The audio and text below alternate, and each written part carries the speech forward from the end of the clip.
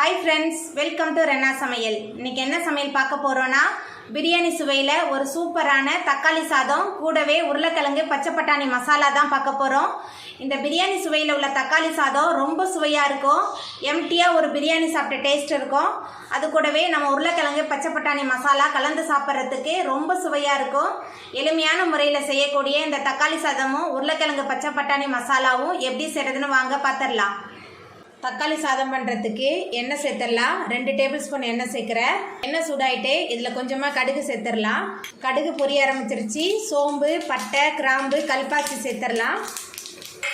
இப்போ இதில் நீல வாக்கில் நறுக்குன 2 பெரிய வெங்காயம், கொஞ்சமாக கருவேப்பிலை சேர்த்துடலாம். சேர்த்துட்டு நல்லா வதக்கிடலாம். வெங்காயம் நல்லா வதங்கி வரணும், நல்லா வதக்கிடலாம். வெங்காயம் நல்லா வதங்கி வந்துருச்சு. இப்போ இதில் 2 பச்சை மிளகாய் சேர்த்துக்கலாம். அதுக்கப்புறமா 2 தக்காளியை மிக்சியில் சேர்த்து விழுது அரைச்சி வச்சுருக்கேன். தக்காளி விழுது சேர்த்துடலாம். 2 டேபிள் ஸ்பூன் இஞ்சி பூண்டு விழுது எல்லாத்தையும் சேர்த்துட்டு நல்லா வதக்கிடலாம். வெங்காயம் தக்காளி நல்லா வதங்கி இஞ்சி பூண்டோட பச்சை வாசனையெல்லாம் போயிடுச்சு. இப்போ இதில் நம்ம மசாலா தூள்லாம் சேர்த்துக்கலாம். தனி மிளகாய் தூள், மஞ்சத்தூள், கரம் மசாலா சேர்த்துக்கலாம். கரம் மசாலாலாம் சேர்க்கும்போது தக்காளி சாதம் நல்லா பிரியாணி சுவையில் இருக்கும். கொஞ்சமாக உப்பு சேர்த்துக்கலாம். ஏன்னா நான் சாதம் வைக்கும் போதே கொஞ்சம் உப்பு சேர்த்துருக்கேன். எல்லாத்தையும் சேர்த்துட்டு நல்லா வதக்கிடலாம். நம்ம சேர்த்த மசாலா, வெங்காயம், தக்காளி எல்லாமே நல்லா சேர்ந்து வதங்கி எண்ணெயெல்லாம் பிரிஞ்சு வந்துருச்சு. இப்போ இதில் மேலால் கொஞ்சமாக கொத்தமல்லி தழை தூவிடலாம். கொத்தமல்லி தழை தூவிட்டு நல்லா கலந்து விட்டுடலாம். கொத்தமல்லி தழை தூவிட்டு நல்லா கலந்து விட்டாச்சு. இப்போ அடுப்பை ஆஃப் பண்ணிவிட்டு நம்ம வேக வச்ச சாதத்தை சேர்த்துட்டு நல்லா கலந்து விட்டுடலாம். நான் சாதம் வேக வைக்கும் போதே கொஞ்சமாக உப்பு, எண்ணெய் சேர்த்து வேக வச்சுருக்கேன். சாதத்தை சேர்த்துட்டு நல்லா கலந்துடலாம். இந்த தக்காளி சாதம் டக்குன்னு செஞ்சிடலாம். பிரியாணி டேஸ்ட்டில் ரொம்ப சுவையாக இருக்கும். சாதத்தை சேர்த்துட்டு நல்லா கலந்து விட்டாச்சு. உதிரியான பிரியாணி ஸ்டைலில் ஒரு சூப்பரான தக்காளி சாதம் ரெடி ஆகிட்டு. உருளைக்கிழங்கு மசாலா பண்ணுறதுக்கு 3 டேபிள் ஸ்பூன் எண்ணெய் சேர்த்துடலாம். எண்ணெய் சூடாயிட்டு இதில் 1 ஸ்பூன் சீரகம், 1 ஸ்பூன் சோம்பு சேர்த்துடலாம்.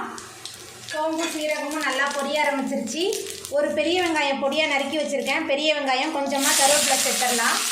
சேர்த்துட்டு நல்லா வதக்கிடலாம். வெங்காயம் நல்லா வதங்கிருச்சு. இப்போ இதில் பாதி தக்காளி பழம் நறுக்கி வச்சுருக்கேன். தக்காளி சேர்த்துடலாம். தக்காளி சேர்த்துட்டு நல்லா வதக்கிடலாம். தக்காளி சேர்த்துட்டு நல்லா வதக்கியாச்சு. இப்போ இதில் 2 டேபிள் ஸ்பூன் இஞ்சி பூண்டு விழுது சேர்த்துடலாம். இஞ்சி பூண்டோட பச்சை வாசனை போகிற அளவுக்கு நல்லா வதக்கிடலாம்.